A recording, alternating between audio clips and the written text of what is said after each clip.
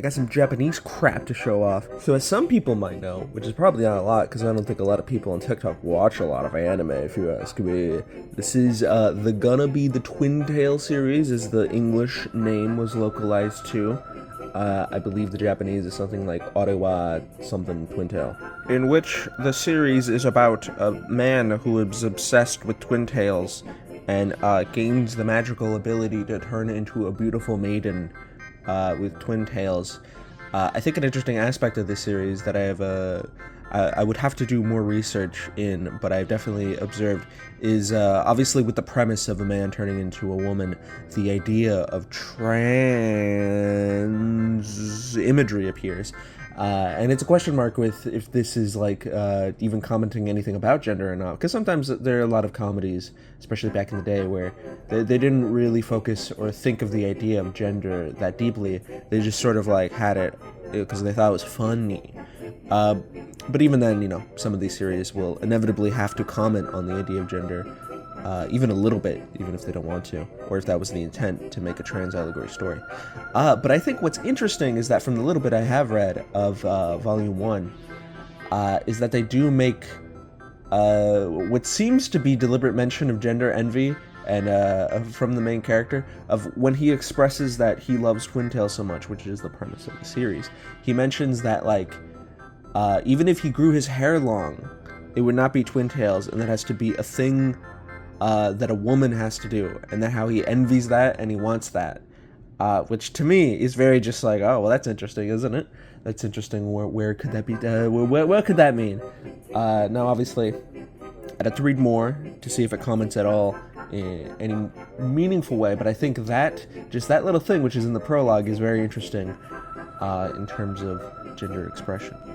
This is a series I'd also like to translate, and part of the reason that I bought these books was just sort of to haunt me, and that if I ever get out of line and forget and don't translate all of them, then I'll look at them as a physical reminder of my failures.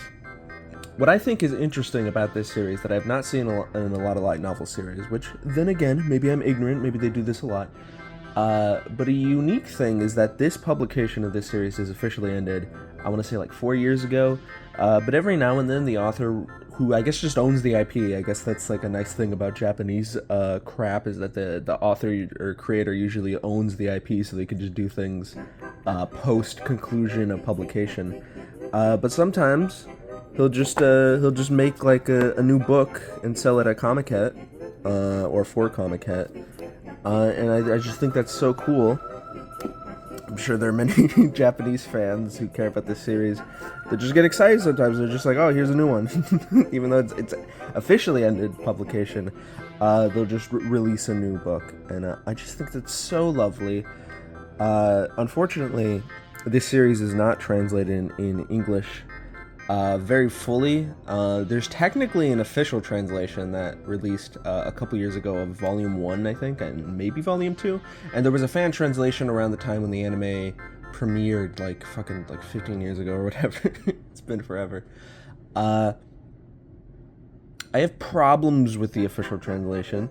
For one, I don't think a human did it. There's some odd lines in there that make it seem like it was a robot. I can't say for sure, though, but it is quite odd. But a reason that I bought these things, besides being a fan of the series, since I watched it when I was a baby, and it made me think, wouldn't turning into a girl just be so wonderful? Wouldn't turning into a beautiful Baishoujo woman with twin tails, wouldn't that just be so wonderful? Isn't it such a wonderful thought?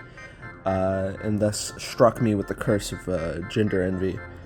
But either way, I'm gonna show off all the pages. Wow, isn't that cool? Isn't that a cool shot? Isn't that a cool drawing? I assume that the reason that Twintail herself turns into a woman and has like red hair is because it's supposed to be a metaphor for menstruation. Well, isn't that lovely? Isn't that tummy? Isn't that wonderful? Isn't that a wonderful Japanese illustration from beyond the seas? Oh, it's a hero shot. It's a big-breasted woman. The best kind of shots. I really like this cover in particular. There's something, the joy that this woman feels from the fact that she has twin tails and that she can hold them in their hand.